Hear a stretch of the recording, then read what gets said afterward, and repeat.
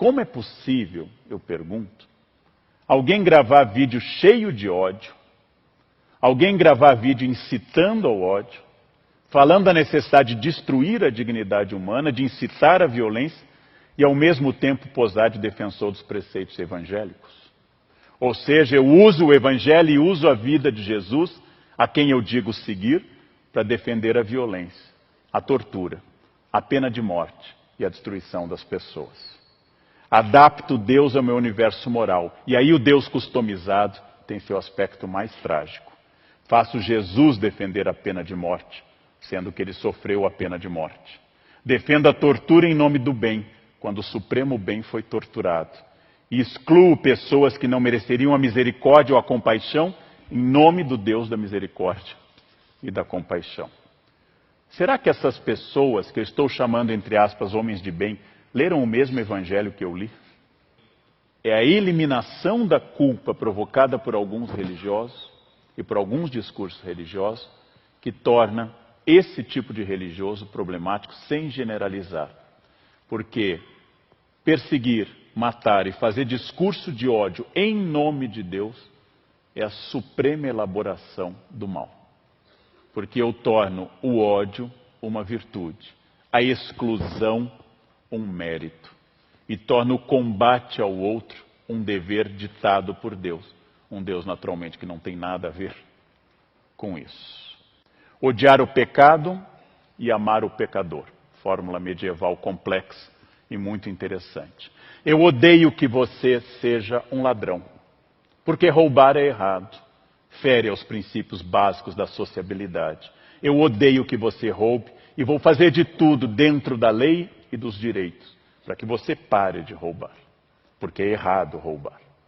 Porém, eu não te odeio, porque você é um ser humano.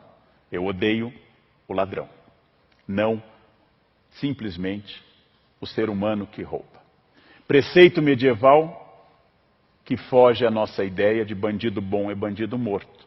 Porque bandido bom é bandido morto é uma frase do paganismo. É uma frase daqueles que não conheceram a Jesus. É frase de um romano sem batismo, de alguém que jamais teve contato com o evangelho e desenvolvia a ideia de que a justiça é a punição e a eliminação de quem eu considero desviante.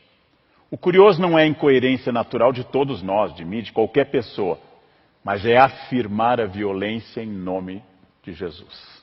Isso é o mais extraordinário. Sabe que o ódio e a violência são condenados de forma explícita e direta no Sermão da Montanha, núcleo duro do cristianismo.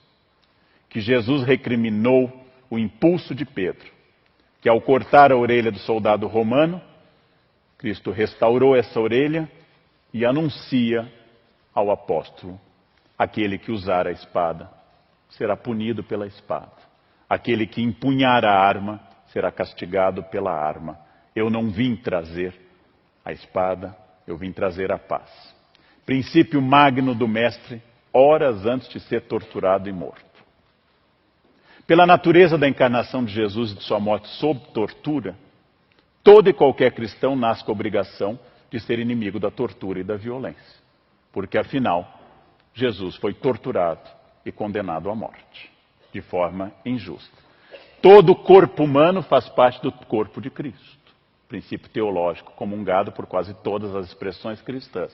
Logo, qualquer tortura em um ser humano, independente da ação que ele tenha cometido, independente da sua orientação ideológica, é uma tortura no corpo de Cristo, que revive a cena daquele homem atado a uma coluna, sendo chicoteado, coroado de espinhos e levando tabefes e cusparadas dos soldados. A tortura é oposta ao cristianismo. Mas, óbvio, foi cara a muitos momentos das instituições que se dizem cristãs e a muitos que hoje se consideram cristãos. Elogiar a tortura é o gesto mais poderoso para dizer que eu sou inimigo de Cristo, inimigo da fé. Obrigado.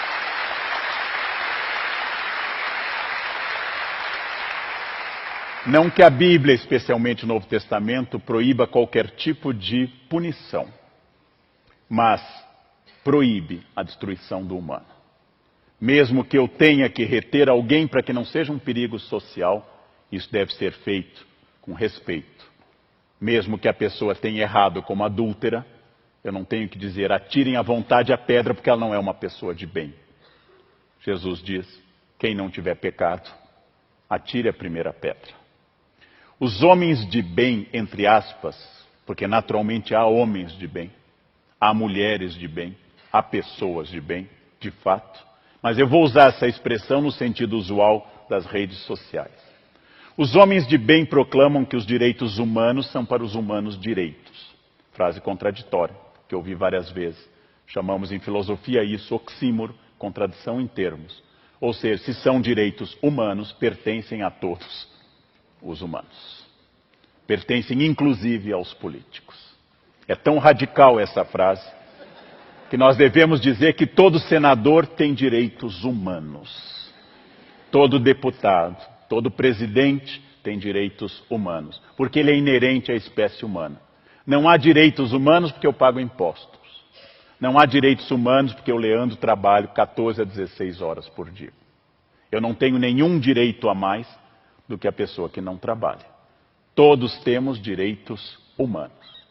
Todos. Absolutamente todos, porque, como diz a expressão, são humanos.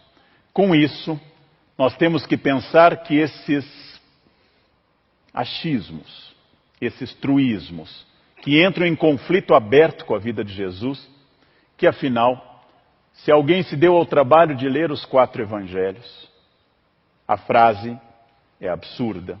Jesus escolheu preferencialmente pecadores, desviados da sociedade, e fugiu dos doutores da lei e dos homens de bem da sua época.